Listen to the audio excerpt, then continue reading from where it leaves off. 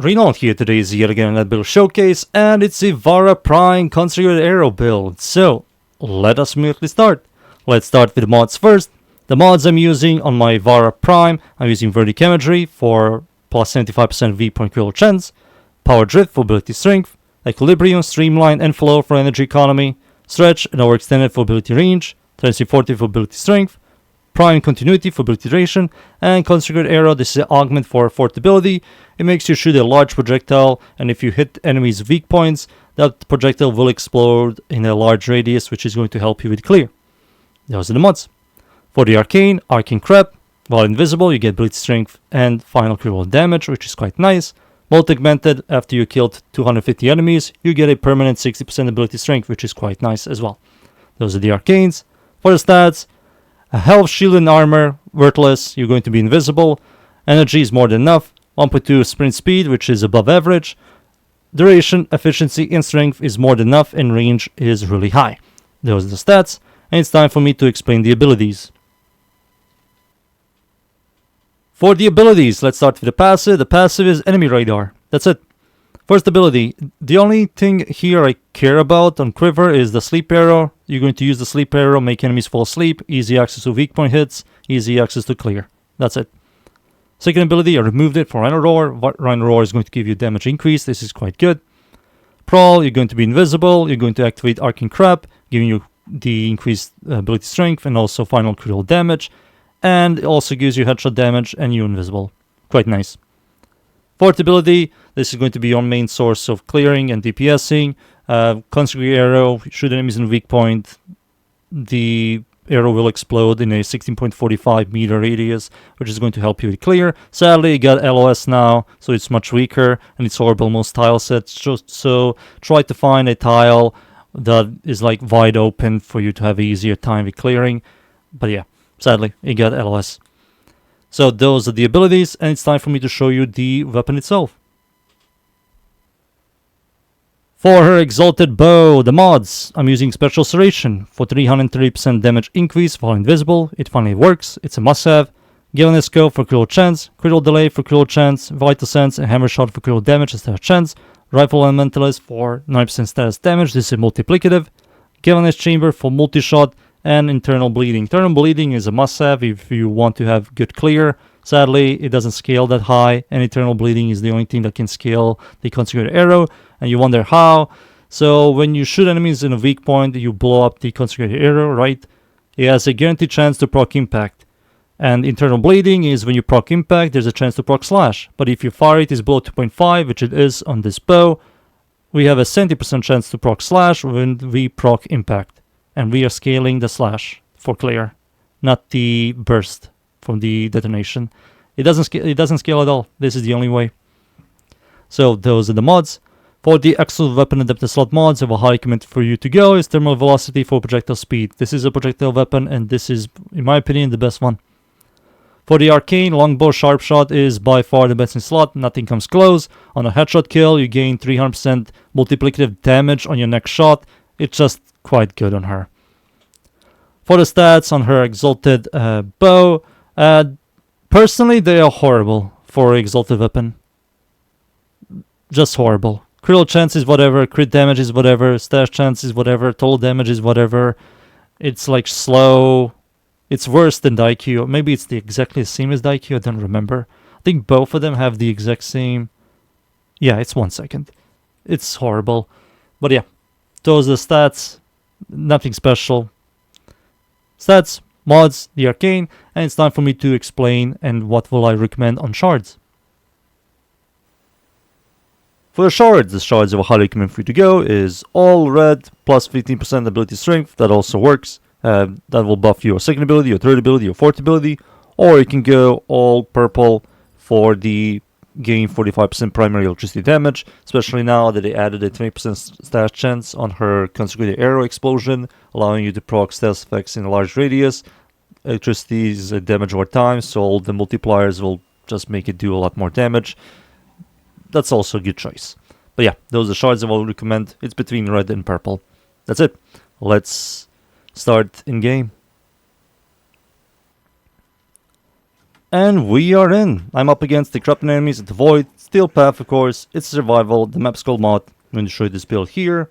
So the way this build works is you're going to press your 4, you press your 3 to be invisible, press your 2 for an roar, switch your 1 to the sleep arrow, and then you press your alternative fire mode button, which is the middle mouse, while your 4 is on, to instantaneously shoot your sleep arrow. Crowd controlling them, stunning them, you have an easy time to shoot enemies in the head. And that's it. If you want more fire rate, just add a reinforced bond, which gives you 60% fire rate. It's a mod for your companions. If your companion has like 1200 shield, it gives you 60% fire rate, which will help you out with charging the spell quicker. If you want more fire rate than that, remove critical delay and use like a Bane mod. That also works. And this is the setup. Just press your 2 sometimes, press your alternative fire mode button, which is the middle mouse, to shoot the sleep arrow, charge the bow. You can fully charge it, you don't need to. You can just tap it, and that also works. And that's it. It's the exact same build. They tweaked something, then they added something like stash chance, they added LOS sadly, and they made a couple mods that didn't work. Now they work and synergize, and that's it. Everything else is exactly the same.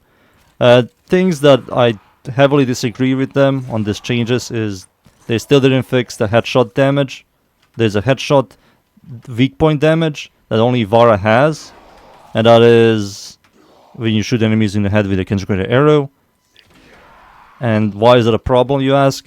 So there are enemies that don't have heads, so your consecrated arrow doesn't do any damage to them, like murmur enemies, some infested enemies, and sentients, which is hilarious. Even Skulljaw troops as well, and Tekrot. So it's bad. It's horrible against them. But for Corpus, some Corpus enemies and Ganir, it's fine. As you can see, it clears against them really well.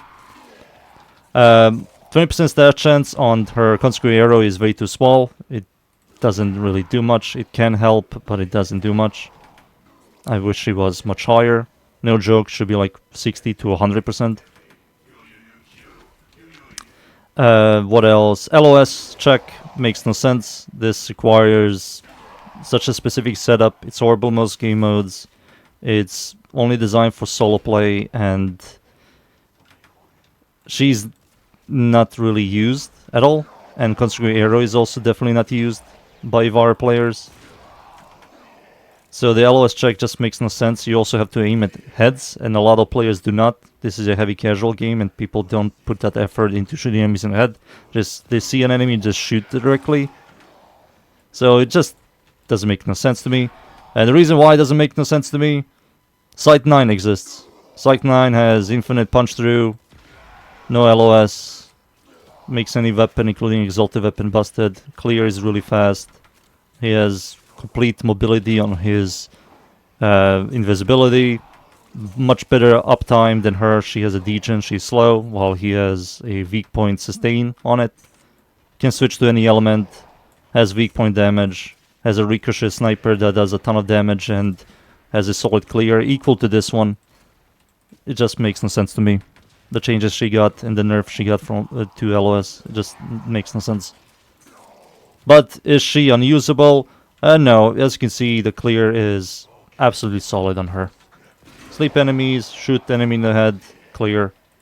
It just for some tiles, for example this here, I'm shooting this guy, and everything else up there didn't take any damage, which is a massive shame. Massive shame. There's an ancient here, this guy is blocking me from doing any damage. There we go. I think this tile is horrible for me. I have to get enemies here, so I have an easier time clearing. I'll fire, there we go, enemies fall asleep, tap, boom, explosion.